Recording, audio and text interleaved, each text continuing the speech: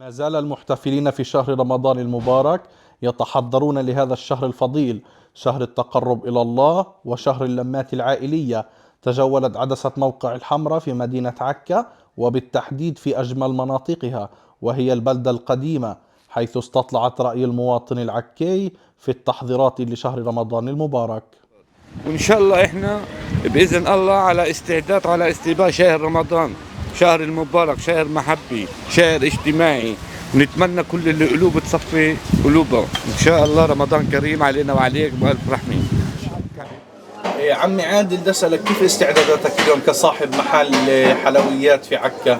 الحمد لله عم نحضر حالنا، وإن شاء الله شايفوا في إجر وفي في العالم عم تنزل، وشافوا إن شاء الله خير على العالم كلياته الحمد لله.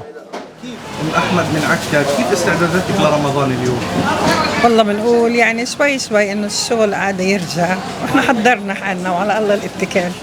تجهزنا لرمضان، مولنا البيت إن شاء الله، يعني الله يهدي البال للجميع، للمة العيلة، لمة القرايب، لمة الحبايب إن شاء الله. وإن شاء الله هاي بالسنة إن شاء الله إحنا بنعمل جو منيح، رمضانية، مسنيات دينية، أناشيد، مديح نبوي، هاي كل الأشياء إحنا بنعملها برمضان إن شاء الله بإذن الله.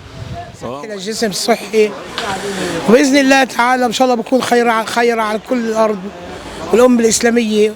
رمضان هذا شهر فضيل علينا، والله بيساعد العالم، يعني ايش ما كان يكون ان شاء الله ربنا رحوم وغفور ورحيم، وبسهلها على العالم. البني ادم بيمشي دغري بضله الله بعطيه.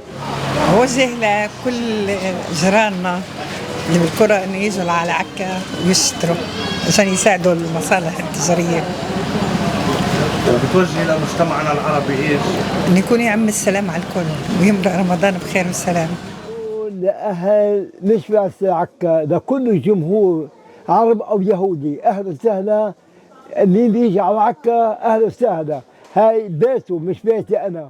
في الوضع منيح الحمد لله، وأنا شايف مطمئن إنه الوضع راح يصير أحسن من هيك إن شاء الله. إن شاء الله. بتمنى إنه يكون رمضان سعيد للجميع، وهذا هو، وبتشرفونا بعكا. نسأل الله تعالى أن يعود هذا الشهر الفضيل علينا وعلى مجتمعنا العربي بالخير واليمن والبركات، ويعم السلام في جميع ربوع بلادنا.